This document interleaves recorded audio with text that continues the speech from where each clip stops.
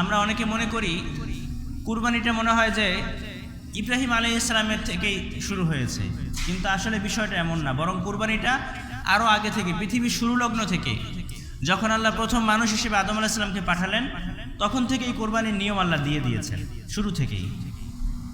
আল্লাহ পাক রব্বুল আলামিন সে কথা কোরআনে উল্লেখ করছেন। রব্বুল আলামিন বলেন, ওয়ালিকুল্লি উম্মাতিন জাআলনা মানসাকাল লিয়াযকুরু ইসমাল্লাহি আলা মা রাযাকাহুম মিন বাহিমাতিল আনআম। আল্লাহ বলেন, আমি কোরবানির এই নিয়মটাকে প্রত্যেকটা উম্মতের জন্য ওয়াজিব করে দিয়েছি, নির্ধারণ করে দিয়েছি। আমার দেয়া চতুষ্পদ জন্তু থেকে তারা যেন জবাই করার সময় আমি আল্লাহর নাম নিয়ে জবাই করে। এই আয়াতের মাধ্যমে বোঝা যায় যে কোরবানির নিয়ম শুধুমাত্র আমাদের উপরেই না, বরং প্রত্যেকটা উম্মতের উপরে, প্রত্যেকটা নবীর উম্মতের উপরে কোরবানির নিয়ম ছিল। কিন্তু এক এক নবীর সময় কোরবানির এক একটা সিস্টেম ছিল। যেমন পৃথিবীর শুরু, একদম প্রথম কোরবানির যে নিয়মটা কখন শুরু হয় দেখেন, আদম আলাইহিস সালামের সময়। তার দুই ছেলে ছিল, হাবিল আর কাবিল। জানেন আপনারা হাবিল কাবিল? আল্লাহ তাদের কথা বর্ণনা করছেন কোরবানির ইতিহাস বর্ণনা করতে গিয়ে। ওয়াতলু আলাইহিম নাবা আবনাই আদম বিল হক। আল্লাহ বলেন, নবী আপনি আপনার উম্মতদের মাঝে আদম আলাইহিস সালামের দুই পুত্রের ঘটনা বর্ণনা করেন। দুই পুত্রের ঘটনা বলেন আপনি। হাবিল এবং কাবিল ইজ কররাবা কুরবানান, যখন তারা উভয় আল্লাহর রাস্তায় কুরবানি করলো। কি জন্য কুরবানি করেছে?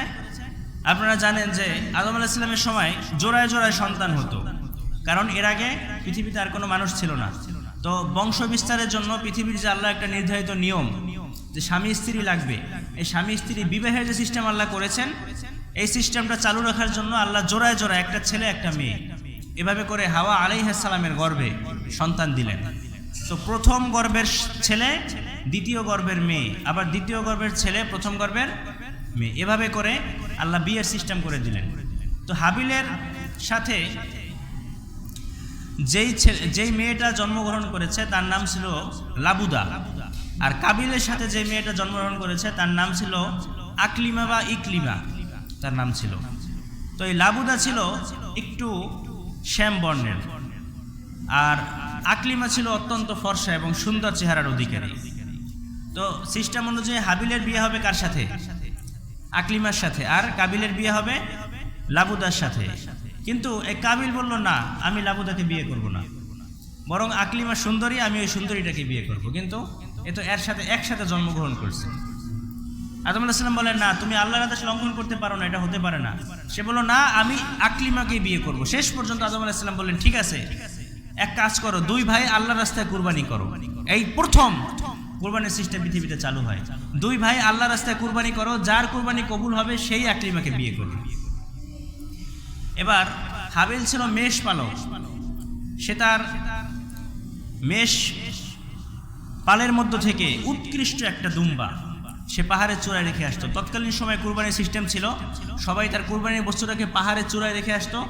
আকাশ থেকে একটা আগুন এসে যার কুরবানি কবুল হয়েছে তার কুরবানির ওই বস্তুটাকে জ্বালিয়ে দিত। এটা হচ্ছে কুরবানির সিস্টেম। মানে হাতে নাতে বোঝা যেত কার কুরবানি কবুল হয়েছে। বর্তমানে তো বোঝা যায় না, বোঝা যায়? এই সিস্টেম এখন আর নাই। ইনস্ট্যান্ট বোঝা যেত যে কার কুরবানি কবুল হয়ে গিয়েছে। তো হাবিল তার একটা উৎকৃষ্ট মেষ পাহাড়ের উপরে রেখে আসলো, আর কাবিল ছিল কৃষক। সে তার কৃষি পণ্যের মধ্য থেকে সর্বনিকৃষ্ট যে পণ্যগুলো ছিল, কিছু পণ্য সে পাহাড়ের উপরে রেখে আসলো। মনে করলো যে যদি আগুন তো জ্বালাই দিবে, আমার কুরবানি কবুল হইলেও আমি আকলিমারে বিয়ে করব, না হইলেও বিয়ে করব। মানে মনের মধ্যে খুলুসিয়াত নাই। কাবিল চিন্তা করছে, যদি আল্লাহ কবুল করেন তাইলে তো আমি করবো, আর না করলে নাই। তার মানে মনের মধ্যে কি শয়তানি আছে? কিন্তু কাবিলের মনের মধ্যে শয়তানি শুরু থেকেই। সে বলতেছে, আরে কুরবানি তো আমি দিলাম, কবুল হইলেও করবো, না হইলেও।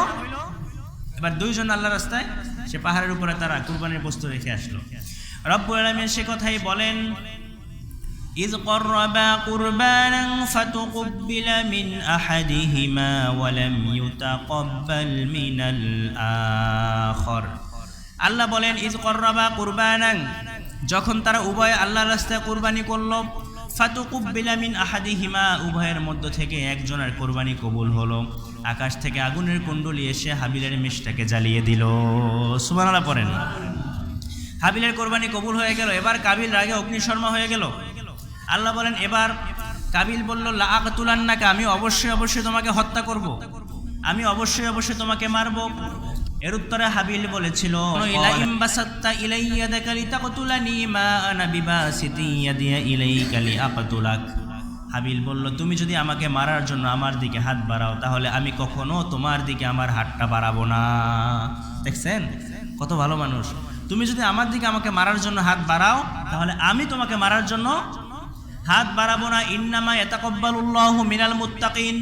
হাবিল বলল, চাইলেই গায়ের জোরে কোরবানি কবুল করানো যায় না। যারা মুত্তাকি, যাদেরকে আল্লাহ ভালোবাসেন, আল্লাহ তাদের কোরবানিটাই কবুল করে নেন। সুবহানাল্লাহ।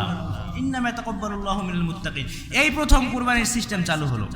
এরপরে ধাপে ধাপে কোরবানির এই যে সিস্টেম, এভাবে প্রতিটা উম্মতের সময় ওয়ালিকুল্লি উম্মাতিন জাআলনা মানসাকাল লিয়াযকুরু ইসমাল্লাহ আলা মা রাযাকাহুম মিন বাহিমাতিল আনআম। সূরা হজ্জের মধ্যে আল্লাহ বলেন যে প্রত্যেকটা উম্মতের জন্য আমি কোরবানির নিয়ম করে দিয়েছি, কিন্তু সিস্টেম ভিন্ন।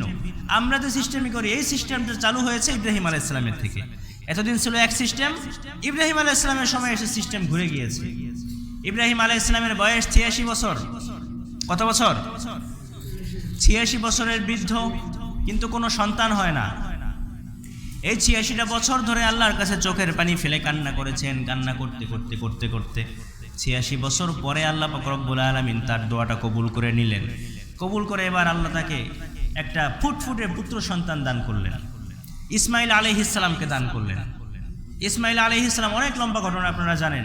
ইসমাইল আলাইহিস সালামকে ওই ছোট্ট যখন শিশু ছিল, তখন হাজেরা, মা হাজেরাকে সহ ইসমাইল আলাইহিস সালামকে আল্লাহর আদেশে ধুধু মরু প্রান্তরে রেখে আসলেন, নির্বাসনে দিলেন আল্লাহর আদেশে। আল্লাহ দেখতে চাইলেন যে আমার খলিল ইব্রাহিম তার সন্তানকে বেশি ভালোবাসে, স্ত্রী সন্তানকে নাকি আমাকে বেশি ভালোবাসে। এরপরে আল্লাহ আবার তাদের মিলন ঘটিয়েছেন, ধুধু মরু প্রান্তরে রেখে আসলেন।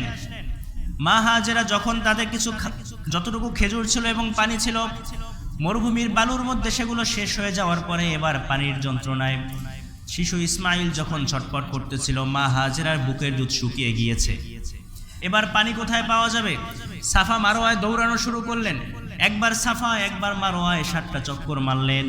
আল্লাহ পাক রব্বুল আলামিন মা হাজেরার এই দৌড়টাকে প্রত্যেকটা হাজী সাহেবানদের জন্য ওয়াজিব করে দিলেন। সুবহানাল্লাহ। একজন মহিলা দৌড় দিয়েছে, আল্লাহর কাছে এত ভালো লেগেছে। এই দৌড় যদি হাজী সাহেবরা না দেয়, তাহলে তার হজ কবুল হবে? কবুল হবে না। একবার এই পাশে যায়, একবার ওই পাহাড়ে যায়। হঠাৎ করে তিনি দেখলেন যে শিশু ইসমাইল পা ছটফট করছে এবং তার পায়ের কাছ থেকে পানি বের হচ্ছে। তিনি দৌড় দিয়ে আসলেন। অবাক করা ঘটনা। দৌড় দিয়ে এসে তিনি বালু দিয়ে এবার পানিতে বাদ দেওয়া শুরু করলেন এবং বলতে লাগলেন জাম জাম। এর অর্থ হচ্ছে থাম থাম। জাম জাম এটা হচ্ছে সুরিয়ানি ভাষা, আরবিতে বলে কিফ কিফ, বাংলায় বলে থাম থাম। মানে এর অর্থ হচ্ছে পানি যাস না, থাম থাম। এই এতটুকু পানি যদি চলে যাস, তাহলে আমি পানি পাবো কই? বালু দিয়ে ইসমাইল আলাইহিস সালামের পায়ের ধাক্কা আল্লাহ জি নহর বালু ফাটিয়ে প্রবাহিত করে দিয়েছেন। এবার তিনি বাদ দিলেন। আল্লাহ পাক রব্বুল আলামিন নিদর্শন স্বরূপ জমজম কূপকে আজও রেখে দিয়েছেন, ঠিক কিনা? বিজ্ঞানীরা আবিষ্কার করেছে জমজম কূপের মধ্যে, এই পানির মধ্যে কিছু উপাদান আছে যেগুলো অন্য কোনো পানির মধ্যে নেই। আপনি যদি শুধু পানি খান, তাহলে 3 দিন বড় জোর সপ্তাহখানেক বাঁচতে পারেন। পানির সাথে একটু লবণ মিশিয়ে যদি খান, তাহলে 15 দিন 1 মাস বাঁচতে পারেন। আর জমজম কূপের পানি যদি আপনি খান, তাহলে আপনি আজীবন বাঁচবেন। আমরা যত ধরনের খাবার খাই, এই ভাত রুটি যা বলেন, এই সব ধরনের খাবারের মধ্যে যে ভিটামিন মিনারেল প্রোটিন আছে, এই সবগুলো আল্লাহ জমজম কূপের পানির মধ্যে দিয়ে দিয়েছেন। পড়েন সুবহানাল্লাহ। কি বরকত! এই পরীক্ষায় পাস। এবার ইসমাইল আলাইহিস সালাম যখন একটু হাঁটতে শিখলেন, বাবার সাথে মসজিদে যেতে পারেন, বাবার সাথে বাজারে যেতে পারেন। ফালাম্মা বালাগা মাহু সায়া। আল্লাহ ঘটনা বর্ণনা করছেন কোরআনের মধ্যে। নবীদের স্বপ্ন সত্যি হয়, আগে মনে রাখবেন। নবীদের স্বপ্ন আর আমাদের স্বপ্ন কখনো এক হবে না। আমরা তো কত স্বপ্নই দেখি, কিন্তু নবীরাও স্বপ্ন দেখতেন। নবীদের স্বপ্ন ছিল ওহী। তাদের স্বপ্নে আল্লাহ যেটা দেখাতেন, সেটাই আল্লাহর পক্ষ থেকে ওহী ছিল, স্পেশাল অর্ডার ছিল। রব্বুল আলামিন সে কথাই বলেন, ফালাম্মা বালাগা মাআহু সা'য়া ক্বালা ইয়া বুনাইয়া ইন্নী আরা ফিল মানামি আন্নী আযবাহুকা ফানজুর মাযা তারা। আল্লাহ বলেন, ফালাম্মা বালাগা মাআহু সা'য়া, যখন ইসমাইল ইব্রাহিমের সাথে হাঁটতে পারে, যখন বাবার সাথে গুড়গুড় পায়ে হাঁটতে পারে, কিছু বুঝতে শিখেছে, একটু একটু বোঝে, বাবার সাথে হাঁটে, কথা বলতে পারে, একটু বুঝমান হতে শুরু করেছে। আল্লাহ পাক রব্বুল আলামিন তখন ইব্রাহিম আলাইহিস সালামকে স্বপ্নে দেখালেন যে ইব্রাহিম, তোমার প্রিয় বস্তুকে, তুমি তোমার সন্তানকে আমি আল্লাহ নামে উৎসর্গ করো। কেমন সন্তান আল্লাহ তাকে দিলেন। এজন্য আল্লাহ বলেছেন ৮৬ বছর পরে ইব্রাহিমকে ফাবাশশারনাহু বিগুলামিন হালিম, আমি ধৈর্যশীল সন্তানের সুসংবাদ তাকে দিলাম। কেমন ধৈর্যশীল? ইব্রাহিম আলাইহিস সালাম তার ছেলেকে ডাক দিলেন, ডেকে বললেন, ইয়া বুনাইয়া ইন্নী আরা ফিল মানামি আন্নী আযবাহুকা ফানজুর মাযা তারা। ইব্রাহিম আলাইহিস সালাম ইসমাঈল আলাইহিস সালামকে ডাক দিয়ে বলেন, ও আমার কলিজার টুকরা বাবা, আমি স্বপ্নে দেখেছি আমি তোমাকে জবাই করতেছি। এখন বলো এ ব্যাপারে তোমার অভিমত কি, এ ব্যাপারে তোমার মত কি? তোমার থেকে আমি পরামর্শ নিতেছি, এখন তুমি বলো কি করতে পারি আমি, কেমন সন্তান। এখানে যদি আমি আপনি হইতাম, বাবা যদি বলতো, বাবা স্বপ্নে দেখছি আমি তোমার জবাই করতেছি, আমি বলতাম, বাবা আমারে দেখেন না, বড়রে দেখছেন। ঠিক কিনা বলেন? ইসমাঈল আলাইহিস সালাম কেমন ছেলে ছিলেন? যখন ইব্রাহিম আলাইহিস সালাম প্রস্তাব দিলেন, ইসমাঈল আলাইহিস সালাম বললেন, বাবা আপনি আমাকে নিয়ে টেনশন করেন, আমাকে নিয়ে টেনশনের কারণ নাই, আপনি নিজেকে নিয়ে টেনশন করেন, আপনি নিজে ধৈর্য ধরতে পারবেন কিনা। ইয়া আবাতি ফাআল মা তুমার সাতাজিদুনি ইনশাআল্লাহু মিনাস সাবিরিন। সুবহানাল্লাহ পড়েন। ইসমাঈল আলাইহিস সালাম বলেন, ও আমার বাবা, ইফআল মা তুমার, আল্লাহ আপনাকে যেটা আদেশ করেছেন আপনি সেটাই পালন করেন। আশা করা যায় অবশ্যই আপনি আমাকে ধৈর্যশীলদের মধ্যে পাবেন। সুবহানাল্লাহ, কেমন ছেলে আল্লাহ দিলেন। আল্লাহু আকবার। ইসমাঈল আলাইহিস সালামকে নিয়ে ইব্রাহিম আলাইহিস সালাম মিনা প্রান্তরে রওনা হলেন। রওনা হওয়ার পরে এবার ইসমাঈল আলাইহিস সালামকে যখন শোয়ালেন, কিতাবের মধ্যে ইতিহাসবিদরা লেখে, ইসমাঈল আলাইহিস সালাম বাবাকে বললেন, বাবা আপনি আমাকে জবাই করবেন আল্লাহর রাস্তায়, আমার কোনো আপত্তি নাই, কিন্তু আমার কয়েকটা আবদার আছে। আমার চোখটা আপনি বেঁধে নিবেন, আপনার চোখটাও আপনি বেঁধে নিবেন, আমার হাত পাগুলো আপনি বেঁধে নিবেন। এবার ইব্রাহিম আলাইহিস সালাম জিজ্ঞাসা করলেন, কেন এমনটা করব? ইসমাঈল আলাইহিস সালাম বললেন, বাবা আমি ধৈর্য ধরে শুয়ে থাকবো, আপনি ছুরি চালাবেন, কিন্তু মৃত্যুর যন্ত্রণা বড় কঠিন। আপনি যখন ছুরি চালাবেন, আমি ইসমাঈল যখন মৃত্যুর যন্ত্রণায় ছটফট করতে থাকবো, হতে পারে আমার হাত পা আপনার গায়ে লেগে বেয়াদবি হয়ে যাবে। সুবহানাল্লাহ, আমার পা আপনার গায়ে যদি লাগে বেয়াদবি হয়ে যেতে পারে বাবা, এজন্য আমার হাত পাগুলো আপনি বেঁধে নেবেন, চোখটা বেঁধে নেবেন। কারণ যতই আপনি আল্লাহর আদেশ পালন করার জন্য আপনি ছুরি চালাতে যান, যখন আপনার চোখ আমি সন্তানের চোখের দিকে পড়বে তখন আপনি আর সহ্য করতে পারবেন না। হতে পারে চোখের মায়ায় পড়ে আপনি আল্লাহর আদেশ পালন থেকে আপনি পিছপা হয়ে যাবেন। বাবা এমনটা যদি হয় তাহলে তো আপনি আল্লাহ নাফরমানি করে ফেলেন। কেমন সন্তান আল্লাহ দিলেন।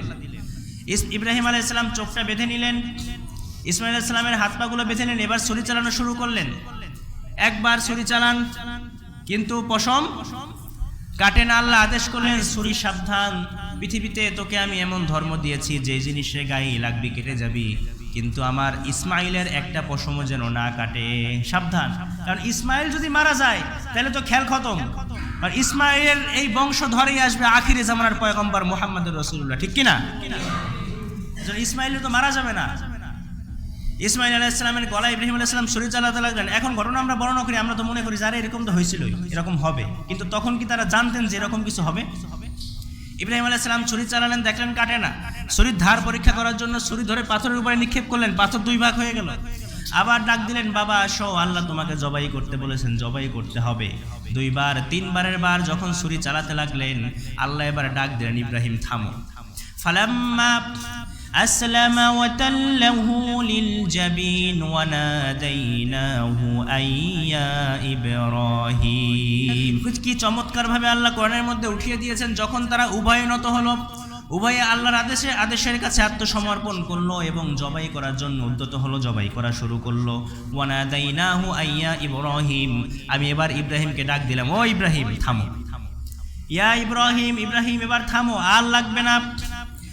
কদ সাদ্দাকতা রুইয়া ইন্না কাযালিকা নাজজিল মুহসিনিন, তুমি তোমার স্বপ্নকে বাস্তবায়িত করেছো, বাস্তব রূপে পালন করেছো। আল্লাহ পাক রব্বুল আলামিন জান্নাত থেকে একটা দুম্বা পাঠিয়ে দিলেন। জিবরাইল আলাইহিস সালামকে বললেন, জিবরাইল যাও, ইব্রাহিমের ছুরির নিচে ইসমাঈলকে সরিয়ে দুম্বাটাকে দিয়ে দাও। এবার ছুরি চালাচ্ছেন, দুম্বাটা কেটে গিয়েছে। ইব্রাহিম আলাইহিস সালাম তাকবীর দিলেন, আল্লাহু আকবার, আল্লাহু আকবার, লা ইলাহা ইল্লাল্লাহু, আল্লাহু আকবার, আল্লাহু আকবার, লিল্লাহিল হামদ। তাকবীর দেওয়ার পরে তিনি দেখলেন যে আরে ইসমাইল তো পাশে পড়া, আর কোত্থেকে একটা জন্তু কোরবানি হয়ে গিয়েছে। জিবরাইল আলাইহিস সালাম বললেন, আল্লাহর খলিল ইব্রাহিম আর পরীক্ষার দরকার নাই, আল্লাহ জান্নাত থেকে এটা পাঠিয়েছেন, এবার আপনি এটা নিয়ে যান, পরিবারের সবাই মিলে আনন্দ করে আজকে এই গোশত খান। সুবহানাল্লাহ।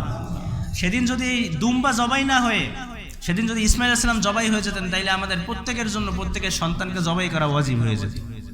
আল্লাহ পাক রব্বুল আলামিন পশু জবাই করে দিলেন এবং সিস্টেম করে দিলেন যে এই কোরবানির দিনে, ঈদের দিন সবাই এই পশু কোরবানি করবে এবং এর গোশত খাবে, এর মধ্যে নিজেদের আনন্দ উদযাপন করবে।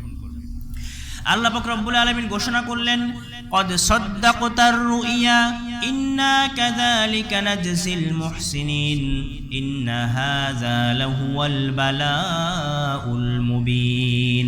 আল্লাহ বলেন, ইব্রাহিম তুমি তোমার সত্যকে বাস্তবে রূপান্তরিত করেছো। ইন্না কাযালিকা নাজজিল মুহসিনিন, এভাবেই যারা মুহসিনিন বান্দা তাদেরকে আমি পুরস্কার দিয়ে থাকি। পড়েন সুবহানাল্লাহ। আমি এভাবেই পুরস্কার দেই। আল্লাহ বলছেন, ইন্না হাযা লাহুয়াল বালাউল মুবিন। ও পৃথিবীবাসী, তোমাদের কাছে মনে হতে পারে আরে এটা তো নিছক সামান্য একটা ঘটনা। আল্লাহ জানতেন যে তিনি জবাই করাবেন না, একটা খেল খেললেন আল্লাহ, কিন্তু বাস্তবে এরকম ছিল না। আল্লাহ বললেন, ইন্না হাযা লাহুয়াল বালাউল মুবিন, এটা ছিল অনেক বড় একটা পরীক্ষা, অনেক বড় একটা পরীক্ষা, মারাত্মক লেভেলের একটা পরীক্ষা ছিল। এই থেকেই ইব্রাহিম আলাইহিস সালামের এই যে সিস্টেমটা, এখান থেকে এই পশু কুরবানিটাকে আল্লাহ প্রত্যেকটা উম্মতে মুহাম্মাদের জন্য ওয়াজিব করে দিয়েছেন। এজন্য রব্বুল আলামিন বলেন, মিল্লাতা আবিকুম ইব্রাহিম হুয়া সাম্মাকুমুল মুসলিমিন। ইব্রাহিম আলাইহিস সালামের অনেক রীতিনীতি আল্লাহ আমাদের মুহাম্মদুর রাসূলুল্লাহর উম্মতের উপরে আল্লাহ ওয়াজিব করেছেন, অনেক রীতিনীতি। কারণ ইব্রাহিম আলাইহিস সালাম হচ্ছেন আমাদের জাতির পিতা, ঠিক কিনা? আমাদের জাতির পিতা। এখান থেকে এই কুরবানির ইতিহাস সেই আদম আলাইহিস সালাম থেকে শুরু করে প্রত্যেকটা জাতির জন্য কোরবানির যে সিস্টেম ছিল, ইব্রাহিম আলাইহিস সালামের সময় এসে কোরবানির সিস্টেমটা ঘুরে গেল। এবার কুরবানির দিন সবাই পশুটাকে জবাই করবে। এজন্য সম্মানিত হাজিরিন, আগামী জুমায় ইনশাআল্লাহ কুরবানির ফাজাইল মাসাইল সম্পর্কে বিস্তারিত আলোচনা হবে। কুরবানি করার ফজিলত কি এবং বিস্তারিত কিছু মাসালা আলোচনা করার চেষ্টা করব। যা কিছু আলোচনা হলো, আল্লাহ সর্বপ্রথম আমাকে এবং আপনাদের সবাইকে উপর আমল করার তৌফিক দান করুন। সবাই পড়েন আমিন। ইব্রাহিম আলাইহিস সালামের মতো আমাদের ঈমানগুলিকে আল্লাহ মজবুত করে দিন। সবাই পড়েন আমিন।